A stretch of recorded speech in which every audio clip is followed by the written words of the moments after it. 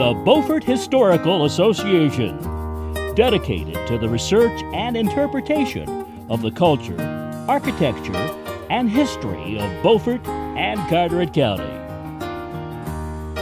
The Beaufort Historic Site, owned and operated by the Beaufort Historical Association, a private nonprofit organization, is almost 2 acres within the heart of the town's historic district, containing 9 restored 18th and 19th century buildings, plus a visitor center.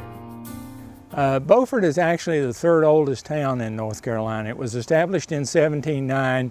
A man by the name of Robert Turner actually purchased land here, and he had the town surveyed in 1713. So when we talk about the history anywhere of any place, dates are always important.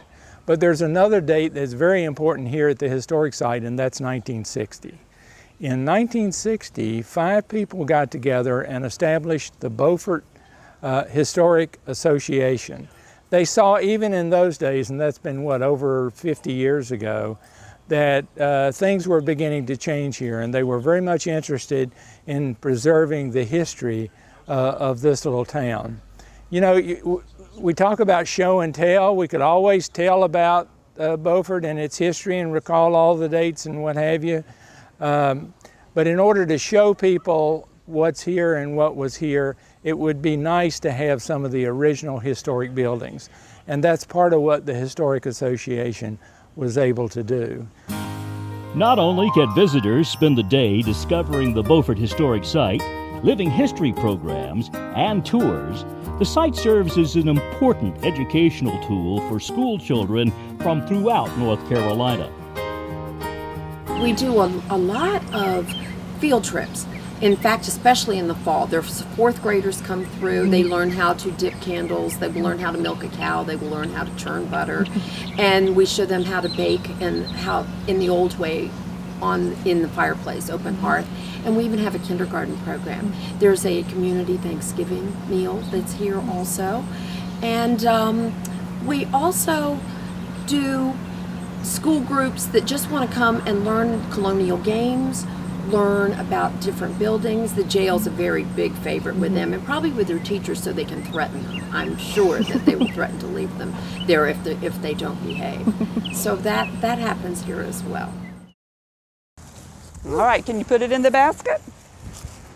You're gonna have a lot of. Who likes lettuce? Oh, me. Me. I think we're gonna have a lettuce salad with carrots and beets on the side. All right, that's a great job. Thank you guys so much for helping. Let's keep on doing it. Let's get some basil. Some basil? Basil and tomatoes. Oh, we don't have any tomatoes yet, but we can do the basil. Yeah. Oh, thank you. This would be good dinner. Thousands and thousands of years. That's how they made thread to make cloth, and that's longer and much stronger than the little wispy threads we had. And this, where is it? This is what I'm working with. This is wool. Where do we get wool? Sheep. Good, very good. And this is from the sheep, all right? And so after a long, long time, somebody invented the spinning wheel, and that was much easier. It went faster, and see, I took my shoe off so I could work the wheel. Located within the historic site is the oldest wood-framed courthouse in North Carolina. We're standing in the Carteret County Courthouse of 1796.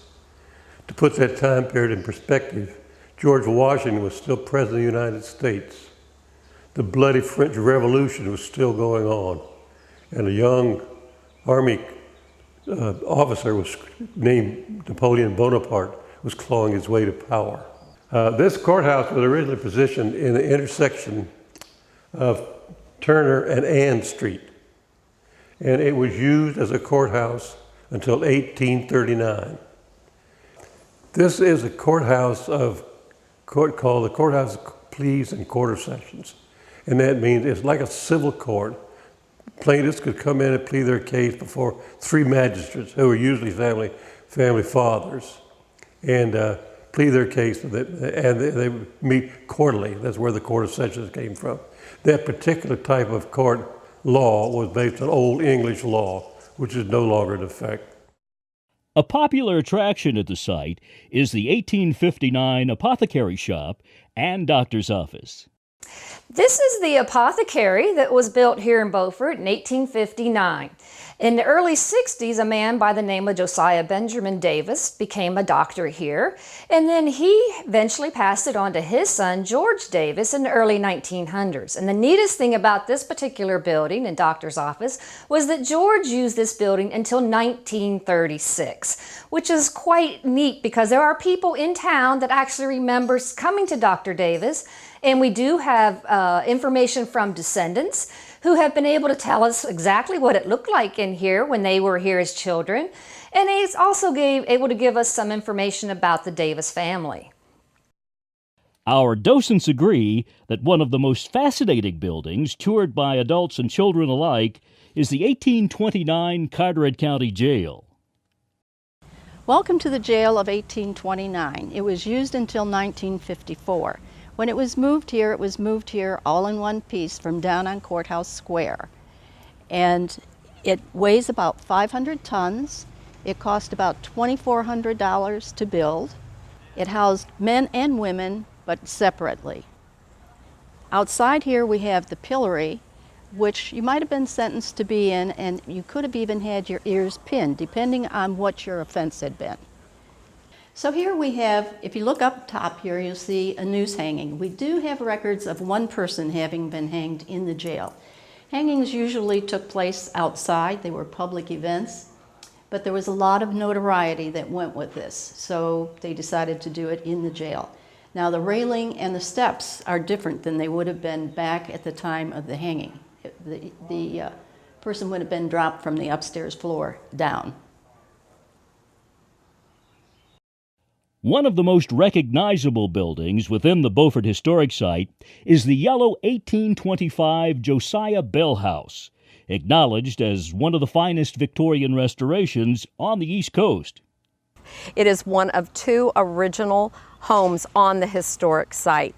Josiah Bell and his wife Mary Fisher Bell raised 3 children in this house, and we know by the size of it and the appointment of it that he was a very important person here in Carteret County. He was a justice in the courthouse, he was a tax lister, and he used to buy and sell property, which probably led to why his house is so significant. The award-winning restoration of the 1825 John C. Manson House sits on its original site and is an excellent example of the Bahamian architecture prevalent in Beaufort. Manson was a naval captain during the War of 1812. And he visited Beaufort during that period, kind of fell in love with the town. So when he retired, he came back to Beaufort. Now we know it's an 1825 house. There was one period of time when the BHA first acquired it. This is actually the first building acquired by the BHA in 1964. And the BHA was founded in February of 1960. My father was one of the founders of the BHA. just put a pun in here. Anyhow, it was the first building, and when they originally thought it was a Joseph Bell house, believe it or not, built sometime in the middle after Bell acquired this property in 1757. Well, it really wasn't this house, and for a while the BHA kept going like that until we had to do a major restoration work on this house, which we did right after we did the courthouse. In addition, the site features the Mattie King Davis Art Gallery, the oldest art gallery in Carteret County, located within the 1732 Rustle House, featuring juried works by over 100 local and regional artists.